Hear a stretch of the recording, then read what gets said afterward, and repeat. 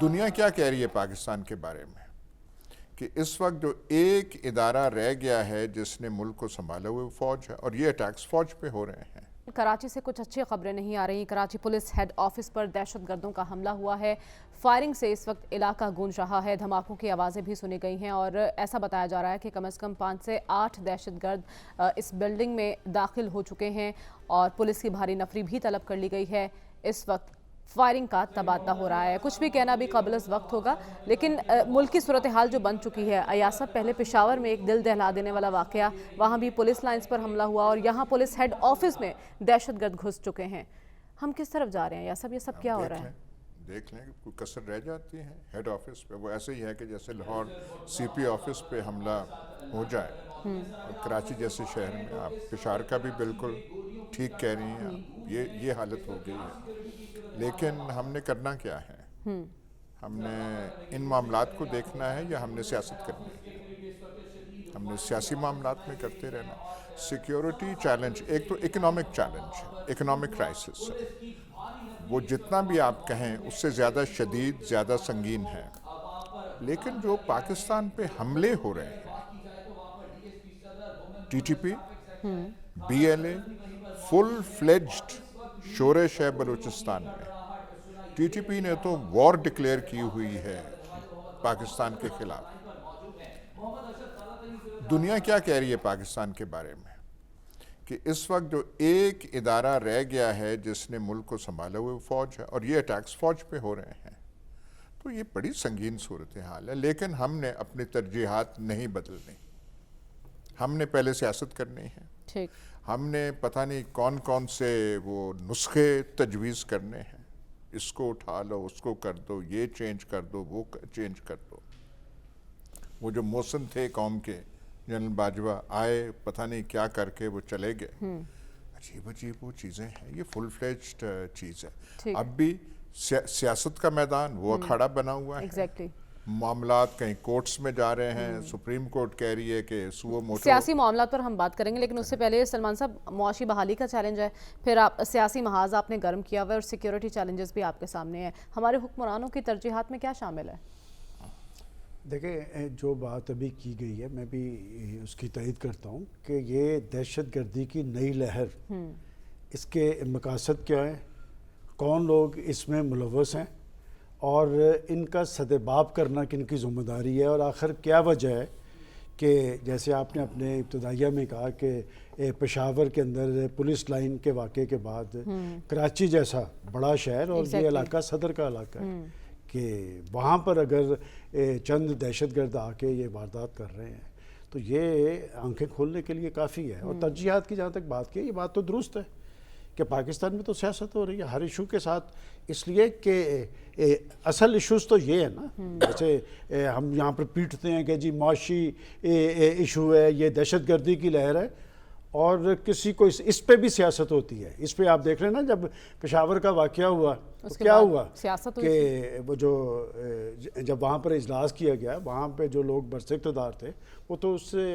Committee کی meeting میں بھی نہیں گئے۔ اس کے بعد اے پی سی کی بات ہوئی، اے پی سی بھی ختم ہو گئی۔ اس کا مطلب ہمارے حکمرانوں اور سیاستدانوں کو اپنی ترجیحات کا نہیں پتا، اور یہ دہشت گردی کی لہر بہت خوفناک ہے۔ جیسے کہا گیا ٹی ٹی پی، میرا خیال میں کراچی کے اندر جب اس طرح کے واقعات ہوتے ہیں تو بی ایل اے والے بھی ان کے ملوث ہونے کا بھی امکان ہے۔ فی الحال تو کچھ نہیں کہا جا سکتا، لیکن ایک کراچی جیسا شہر اور کراچی کا صدر مقام، وہاں پر پولیس سے ہیڈ آفس پہ حملہ ہونا، یہ حکمرانوں کے لیے چیلنج ہے، اور ہم سب کے لیے لمحہ فکری ہے کہ آخر ہم جا کس طرف رہے ہیں۔ بالکل، اور یہ خطرے کی گھنٹی اب بج چکی ہے۔ ڈاکٹر صاحب، دہشت گرد پر پھیلا رہے ہیں، اس وقت جو کراچی میں حملہ ہوا ہے اس کا ذمہ دار کون ہے؟ پولیس سافٹ ٹارگٹ ہم نے پشاور میں بھی دیکھی اور کراچی میں بھی۔ دیکھیے، پاکستان میں تو یا امریکہ کو ذمہ دار ٹھہراتے ہیں یا عمران خان کو ٹھہراتے ہیں۔ دیکھیے، بات یہ ہے کہ سچویشن پاکستان میں بہت ڈپریسنگ ہے،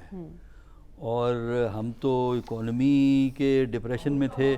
کہ اب یہ ٹیررزم کا واقعہ ہوا ہے۔ دیکھیے، ٹیررزم کے ایک تو یہ ہے کہ گروپس جو ہیں وہ آرگنائز ہو کے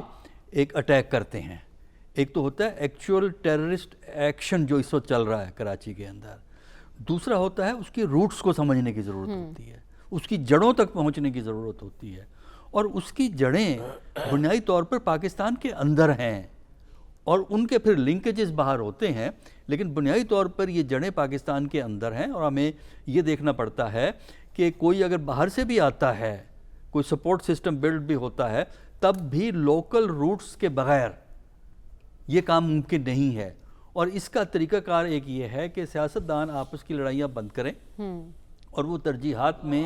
ٹیررزم کو کنٹین کرنا، اقتصادیات، عام آدمی کی اقتصادیات کو ڈیل کرنا،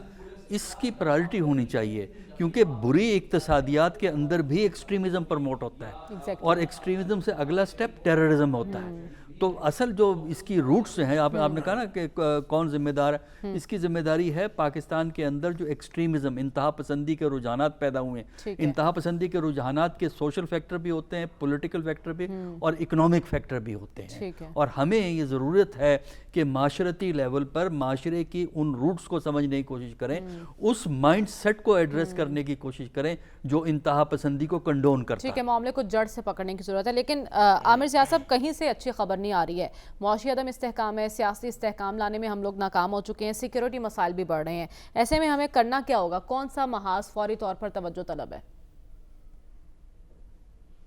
دیکھیں، سب سے جو اہم ترین وہ ہے، میں سمجھتا ہوں کہ محاذ ہے، وہ ہے کہ ملک میں سیاسی استحکام لانا۔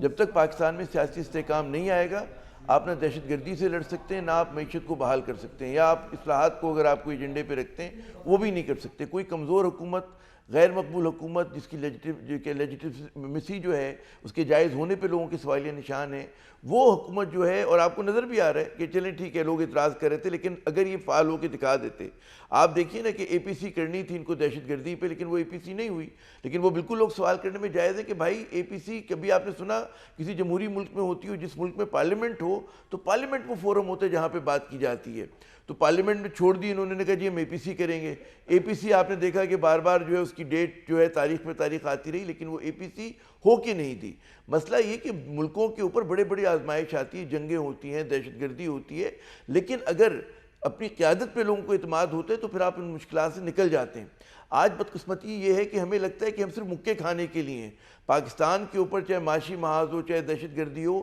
لگ یہ رہا ہے کوئی مینیج نہیں کر رہا، یہ مطلب ہے کشتی بغیر پیتوار کے ہے، اس کا کوئی کیپٹن نہیں ہے۔ جب یہ سانس جڑ پکڑنے لگے تو بڑی وہ ہوتی ہے، ایک خطرناک صورتحال ہوتی ہے۔ میں یہ نہیں کہہ رہا کہ مینیج نہیں کر رہی ہوگی، پولیس فورس لگی ہوئی ہے، سیکورٹی فورسز لگی ہوئی ہے، لیکن جو ایک آپ کو ٹاپ قیادت کی طرف سے ایک کہتے ہیں نا کہ جو آپ کو پیغام دینا ہوتا ہے، جو نیریٹو بلڈنگ کرنی ہوتی ہے، وہ آپ کو نظر نہیں آ رہی ہے۔ ہمیں یاد ہے مطلب ہے کہ جب مشرف صاحب کا دور تھا، آج بہت سارے جو ہمارے بناسپتی جمہوریت پسند ہیں بہت تنقید کرتے ہیں، لیکن ان کے دور میں بڑا چیلنج تھا، لیکن ایک اس کے اوپر ایک نیریٹو بلڈ ہوا تھا۔ پھر آپ یاد کریں کہ راحیل شریف صاحب کے زمانے میں جبکہ نواز شریف کی حکومت جو تھی ریلکٹنٹ تھی، وہ دہشت گردی کے محاذ پہ جانے کو تیار نہیں تھی، فاٹا میں آپریشن پہ تیار نہیں تھی، فوج نے پہل کاری کی، اور ہم نے دیکھا کہ راحیل شریف نے وہ جو ضرب